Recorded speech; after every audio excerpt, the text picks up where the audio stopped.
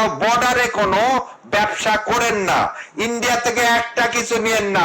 শুভেন্দু আপনার পা ধরবে যে বাবারে আমি তার তুলে নিচ্ছি, এই কাঁটাতারের বেলা তুলে নিচ্ছি, তোরা কি চাস তাই দিব।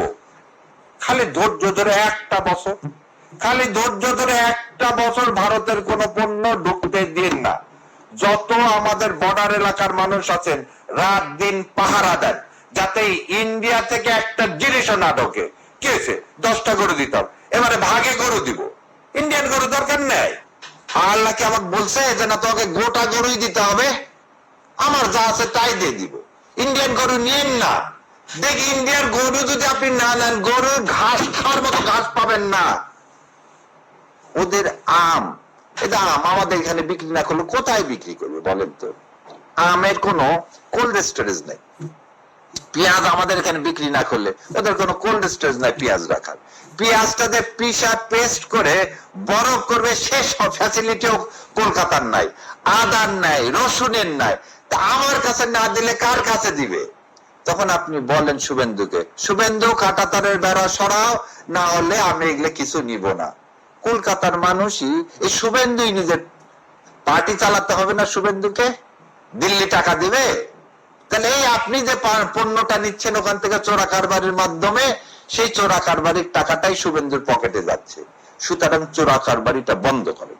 বিডিআর এর ভাইদেরকে বলবো, আজকে যাদের নাম বিএসএফ, ভুলে যেন না আপনার ভাইদেরকেই, বিজিবির ভাইদের, আপনাদের ভাইদেরকেই, উত্তরসূরিদেরকেই সেদিন ইন্ডিয়া এসে হত্যা করে গেছে। সেই রক্ত এখন আপনাদের মধ্যে আছে। এই রক্তের বদলা নিতে শেখেন। সেই জন্য ওই চোরা কারবারির টাকা দিলে টাকা নিয়েন না। একটা মশা মাছি পর্যন্ত বর্ডারের এপার আসতে দিয়েন না।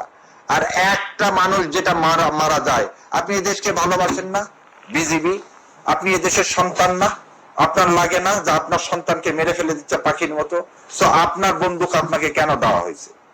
আপনাকে বন্দুক কি কারণে দেওয়া হয়েছে?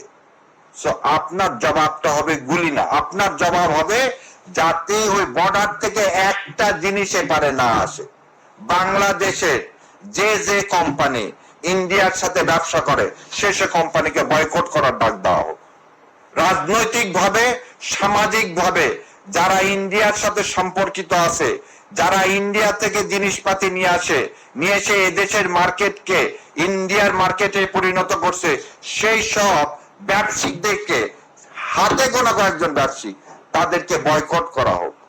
না খেয়ে থাকেন তো বর্ডারে কোনো ব্যবসা করেন না, ইন্ডিয়া থেকে একটা কিছু নিয়েন না।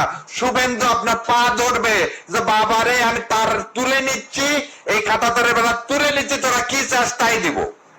খালি ধৈর্য ধরে একটা বছর।